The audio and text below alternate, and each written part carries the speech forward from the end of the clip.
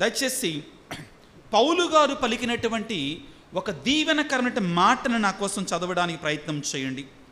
ముఖ్యంగా దాన్ని చదివించాలి అనుకుంటున్నాను ప్రియులకు దేవునుల. 2 కొరింథీ పత్రిక 13వ అధ్యాయం 14వ వచనాన్ని చదువుదానికి ప్రయత్నం చేద్దాం. కొరింథీయులకు రాసిన 2వ పత్రిక 13వ అధ్యాయము 14వ వచనాన్ని చదవండి. యేసుక్రీస్తు ప్రభు యొక్క కృపయు దేవుని ప్రేమయు పవిత్రాత్మ సహవాసము మీకు అందరికును లభించునుగాక, తోడై ఉండునుగాక. చూడండి, పౌలు గారు కూడా చాలా స్పష్టంగా త్రిత్వాన్ని గురించి మాట్లాడుతున్నారు. బైబిల్లో తన యొక్క లేఖలలో ఏమంటున్నాడు? యేసుక్రీస్తు ప్రభు యొక్క కృప అంటే పుత్రుడైన సర్వేశ్వరుని యొక్క కృప, దేవుని యొక్క ప్రేమయు పవిత్రాత్మ సహవాసము మీతో ఉండునుగాక అని పలుకుతున్నాడు.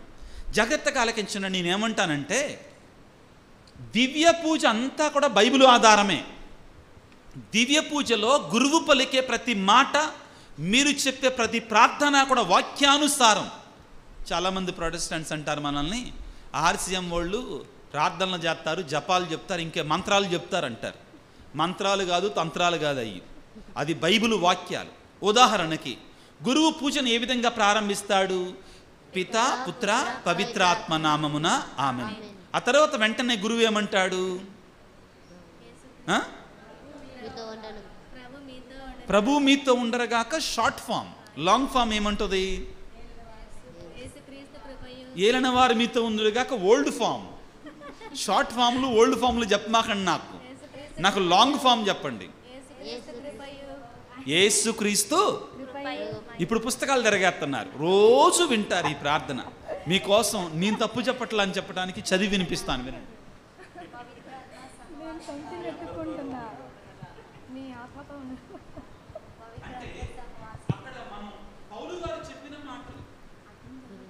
పౌలు గారు చెప్పిన మాటలే గురువు చెప్తాడండి, ప్రతి పూజలో చెప్తారు.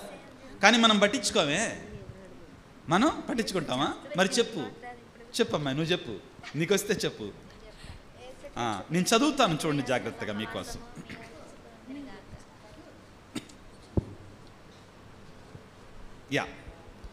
మన ప్రభువు అయిన యేసుక్రీస్తు కృప.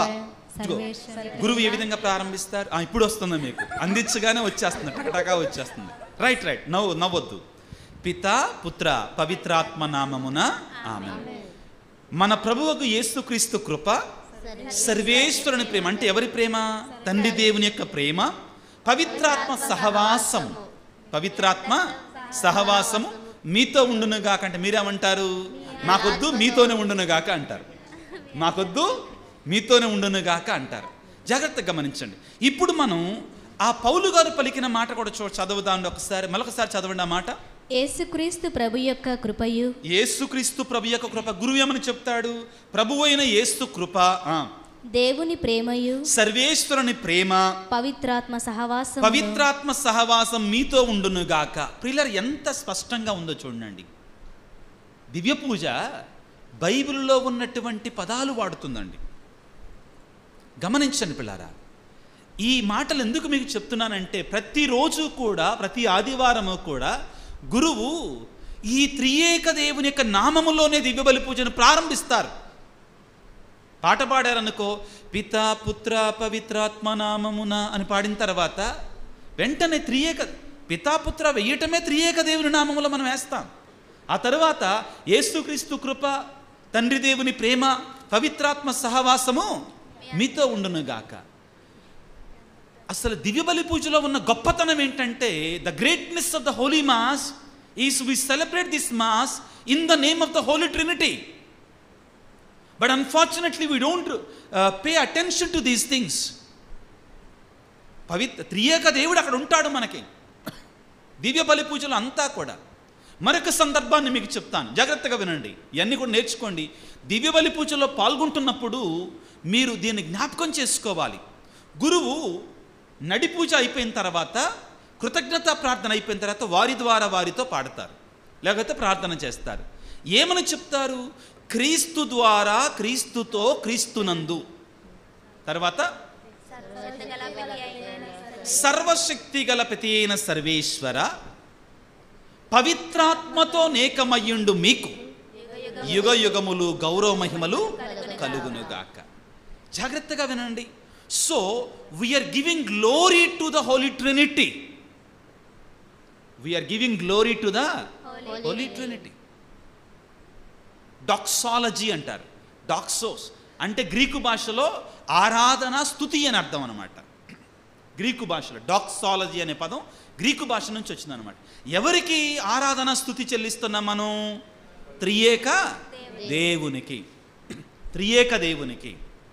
వారి ద్వారా వారితో అంటే క్రీస్తు ద్వారా క్రీస్తుతో. తర్వాత సర్వశక్తి గల ప్రతి అయిన సర్వేశ్వర పవిత్రాత్మతో నేకమయ్యుండు మీకు యుగ యుగములు గౌరవ మహిమలు కలుగునుగాక. బాగుంది. పూజని ఎలాగా ముగిస్తామో తెలుసా? గురువు ఎలా ముగిస్తాడు? ప్రభువు మీతో ఉందురుగాక ఆత్మతో ఉంది. సర్వశక్తి గల సర్వేశ్వరుడు పిత పుత్ర పవిత్రాత్మ మిమ్ము దీవించి కాచి కాపాడు. ప్రియులారా, దివ్య బలి పూజలో త్రిత్వముతోటి ప్రారంభమై త్రిత్వం మధ్యలో ఆయనకి స్తుతులు చెల్లించి త్రిత్వం యొక్క ఆశీర్వాదముతో ముగించబడుతుంది దివ్య బలి పూజ. దీనిని మీరు ప్రతిసారి కూడా దివ్య బలి పూజలో పాల్గొన్నప్పుడు గుర్తుంచుకోవాలి. దయచేసి ఇప్పుడు మరొక చిన్న క్లారిఫికేషన్ ఇస్తాను, వినండి జాగ్రత్తగా. దివ్య బలి పూజను మనం ఎవరికి అర్పిస్తాం? చెప్పాలి. Whom do we offer the holy mass? To the Father. ఎవరికి? పరలోక తండ్రికి. ఎవరిని అర్పిస్తాం? యేసు ప్రభుని అర్పిస్తాం. ఎవరి ద్వారా అర్పిస్తాం? పరిశుద్ధాత్మ ద్వారా. దివ్య బలి పూజ జరిగే విధానం ఇదండి. మరొకసారి వినండి జాగ్రత్తగా. దివ్య బలి పూజను మనం అర్పించేది పరలోక తండ్రికి. క్లియర్. నేను థియాలజీ చెప్తున్నానండి. మీరు ఎవరికైనా చెప్పండి, యాక్సెప్ట్ చేస్తారు. ఏ బిషప్ గారైనా ఒప్పుకుంటారండి. ఎవరికి అర్పిస్తాం మనం? పరలోక తండ్రికి అర్పిస్తాం. ఎవరిని అర్పిస్తాం? యేసు ప్రభువుని అర్పిస్తాం. యేసు ప్రభు యొక్క శరీర రక్తాలను బలిగా అర్పిస్తాం పరలోక తండ్రికి. ఎవరి ద్వారా అర్పిస్తాం? పరిశుద్ధాత్మ ద్వారా. గురువు నడిపూజలో వెళ్ళిన తర్వాత, ప్రసంగం అయిన తర్వాత మీరు వినండి, ఈ రోజున జాగ్రత్తగా తన 2 చేతులు చాచి ఈ విధంగా ప్రార్థన చేస్తారు కదా. వినండి ఏం చేస్తారు? తన 2 చేతులు చాచి అప్పద్రాక్షరస్తాల మీద ప్రార్థన చేస్తారు. దేవా, నీ పరిశుద్ధాత్మను ఈ యొక్క అప్పద్రాక్షరస్తములకు పంపించి వాటిని మా కొరకై నీ కుమారుని శరీర రక్తములుగా మార్చుమని ప్రార్థన చేస్తాం. ఎవరి ద్వారా అవి మారుతున్నాయండి? పరిశుద్ధాత్మ శక్తి ద్వారా. ఏ పరిశుద్ధాత్మ శక్తి అయితే పరలోకములో ఉన్న క్రీస్తు ప్రభువుని మరియ తల్లి గర్భములోనికి పంపించగలిగిందో ఆ పరిశుద్ధాత్మ శక్తి ప్రియులారా సామాన్యమైనటువంటి అప్పాన్ని ద్రాక్షారసాన్ని క్రీస్తు శరీర రక్తాలుగా మారుస్తూ ఉంది. Hallelujah, praise the lord, praise the lord. కాబట్టి దివ్య బలి పూజలో కూడా మనం గుర్తుంచుకోవాలి, దాన్ని దివ్య బలి పూజను అర్పించేది ప్రభు శరీర రక్తాలను అర్పించేది పరలోక తండ్రికి, అర్పించేది క్రీస్తు ప్రభువుని. అవి మారేది పరిశుద్ధాత్మ శక్తి ద్వారా. 2 నిమిషాల పాటు ఈ త్రిత్వం గురించి వివరంగా బైబిల్ నుంచి తెలుసుకోవడానికి ప్రయత్నం చేద్దాం. పరలోక తండ్రి ఎవరు? సృష్టికర్త. పాత నిబంధనలో మనం చూస్తాం. ఆయన ఆదికాండం 1వ అధ్యాయం 1వ వచనాన్ని చదవండి దయచేసి. ఆదికాండం 1వ అధ్యాయం 1వ వచనాన్ని చదవండి దయచేసి. దేవుడు మొట్టమొదట భూమిని ఆకాశమును సృష్టించను. చదువమ్మా. ఆనాడు భూమికి ఒక ఆకారము లేదు, అది శూన్యముగా ఉండెను. అంధకారము అగాధ జలములు వ్యాపించి ఉండెను. దేవుని ఆత్మ నీటిపై గుండ్రముగా తిరుగాడుచుండెను. తర్వాత చదవమ్మా. అప్పుడు వెలుగు కలుగునుగాక అని దేవుని స్వరం బయటకు వచ్చింది. దేవుడు పలికిన, సృష్టిలో పలికిన మొట్టమొదటి మాట ఏంటండి? వెలుగు. Let there be light. These are the first words that came out of the mouth of God and it was light. ఎందుకు ఈ వాక్యం చదివించానంటే ఇక్కడే మనకు త్రిత్వం కనపడుద్దండి. వినండి జాగ్రత్తగా. అసలు ఆశ్చర్యం కదా బైబిల్. ఫస్ట్ వాక్యం చదవమ్మా మరొకసారి. దేవుడు మొట్టమొదట భూమిని ఆకాశమును సృజించాను. కలుగు చేసినటువంటి వారు ఎవరు? ప్రతి అయిన సర్వేశ్వరుడు. ఎవరు కలుగు చేశారు? ప్రవీణ్ ఎవరు కలుగు చేశారు? ప్రతి అయిన సర్వేశ్వరుడు, ప్రతి అయిన దేవుడు కలుగు చేశాడు, ఆ తండ్రి అయిన దేవుడు. ఇప్పుడు చదువమ్మ జాగ్రత్తగా. ఆనాడు భూమికి ఆకారము లేదు, అది శూన్యముగా ఉండెను, అంధకారము అగాధ జలములపై వ్యాపించి ఉండెను. ఎవరున్నారంటండి? ఆత్మదేవుడు కనబడుతున్నాడు అక్కడ, చూడండి బిగినింగ్లోనే. దేవుని ఆత్మ నీటిపై గుండ్రముగా తిరుగాడుచున్న పరిశుద్ధాత్మ దేవుడు అక్కడ ఉన్నాడు. In the very beginning sentences of the holy bible, the trinity we can see. త్రియేక దేవుని మనం చూస్తామండి అక్కడ. తండ్రి దేవుడు సృష్టిని కలుగజేస్తున్నాడు, పరిశుద్ధాత్మ దేవుడు అగాధ జలములపై ఓలలాడుచుండెను. ఆ తర్వాత చదవమ్మా. అప్పుడు వెలుగు కలుగునుగా కానీ దేవుని స్వరం పలికింది, దేవుని యొక్క వాక్కు బయటికి వచ్చింది. ఈ వాక్కు ఎవరు? యోహాను సువార్త 1:1 చదవండి, ఇప్పుడు అర్థమైంది. ఈ వాక్కు ఎవరు? ఆదిలో వాక్కు ఉండెను, ఆ వాక్కు దేవుని వద్ద ఉండెను, ఆ వాక్కే దేవుడై ఉండెను. 14 చదవండి, యోహాను సువార్త 1 యోహాను 1. ఆ వాక్కు మనిషిగా మారి మన మధ్యలో నివసించెను. అంటే ఎవరైనా? యేసు భగవానుడు. అర్థమవుతుందా? ఆదిలో దేవుని స్వరముగా వచ్చినట్టు వాక్కు ఎవరో కాదు, యేసు ప్రభువే. సో ఇది ఎందుకు చదివిస్తున్నాను మీతోటి అంటే, ప్రారంభము నుండి కూడా దేవుడు త్రిత్వముగానే ఉన్నాడు. ఆశ్చర్యం ఏంటంటే ప్రియులారా, వినండి ఈ మాట. ఈ మాటలు మన బైబిల్లో కాదండి, హీబ్రూ భాషలో ఉన్నటువంటి ఈ యూదుల బైబిల్లో కూడా ఉంటుందండి. ఈ త్రిత్వం మనకి యూదుల బైబిల్లో కూడా ఉంటుందండి. అర్థమవుతుందా? తోరా అంటారు. ఏమంటారు? తోరా అంటారు అన్నమాట. అందులో కూడా మనకు కనబడుద్దండి. ప్రియులకు దేవుని బిడ్డలారా, దేవుడు త్రిత్వంతుడై ఉన్నాడు. తనను తాను మనకి తండ్రి కుమార పరిశుద్ధాత్మలుగా వెరుకపరుచుకున్నాడు. తండ్రి దేవుడు మనందరిని సృష్టించాడు, మన కొరకే సకలాన్ని కలుగజేశాడు. కలుగజేయటం మాత్రమే కాదు, ప్రేమామయుడు. మానవుని తన రూపంలో చేసుకున్నాడు. How did God create us? In his own image. తన యొక్క ఆకారంలో చేసుకున్నాడు. ప్రేమ దేవుడికి మనం అంటే పిచ్చి ప్రేమ, మామూలు ప్రేమ కాదు. పాపం చేసి దూరం వెళ్తుంటే వాడి సావు వాడు జావని, దాని సావు జావని అని వదిలిపెట్టలా. మనంట పరిగెట్టాడండి దేవుడు. ప్రేమ మన తండ్రిలాగా తల్లిలాగా మనంట పరిగెట్టాడు, మనలా కాపాడటానికి. మరలా మన దగ్గరకు వచ్చాడు. తండ్రి ప్రేమ, పరలోక తండ్రి. ప్రియులకు దేవుని బిడ్డలారా, కాబట్టి యెషయా గ్రంథం 49:15-16 తల్లి తన పసిబిడ్డను మరిచిన నేను మాత్రం ఎన్నో మరువను అంటాడండి. నీ పేరు నా అరచేతుల్లో చెక్కుకున్నాడు అంటాడు. అది తండ్రికి ఉన్నట్టు ప్రేమ, తండ్రి ప్రేమ. పుత్రుడైన సర్వేశ్వరుడు పిల్లారా మనిషిగా మన కొరక ఈ లోకంలో జన్మించి, ఆయన మానవాళి రక్షణార్థమై తండ్రి దేవునికి విధేయతను చూపించి, ఆ పుత్రుడైన సర్వేశ్వరుడు మన పాపాల కొరకే సిలువలో మరణించాడు.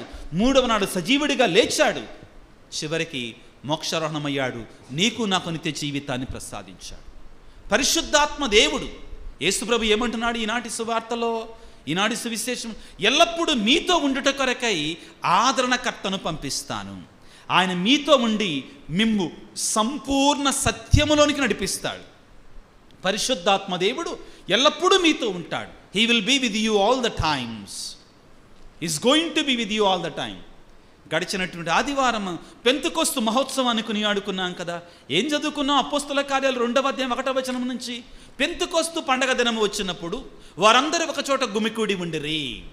పెంతెకొస్తు పండగ దినం వచ్చినప్పుడు వారందరూ ఒక చోట గుమికూడి ఉండిరి. అప్పుడు వేగముగా వీచు బలమైన గాలి వంటి ధ్వనితో అగ్నినాళికల రూపంలో పరిశుద్ధాత్మ దేవుడు వారి మీదకి వేంచేసి వచ్చాడు. పరిశుద్ధాత్మ వారికి శక్తిని వసగిన కొలది వారు అన్య భాషలలో మాట్లాడుచు దేవుని యొక్క సువార్తను బోధించారు. భయముతో ఉన్నటువంటి వారు ధైర్యముగా ముందుకు వెళ్ళారు. దేవుని యొక్క ప్రేమని అందరికి కూడా ప్రకటించగలిగారు. ఇది పరిశుద్ధాత్మ దేవుడు మనలో ఉండి మనతో ఉండి చేసేట అద్భుతమైన కార్యం. మనకు ధైర్యాన్ని ఇస్తుంది, మనకు మార్గాన్ని చూపిస్తుంది, మనం నడిపిస్తుంది.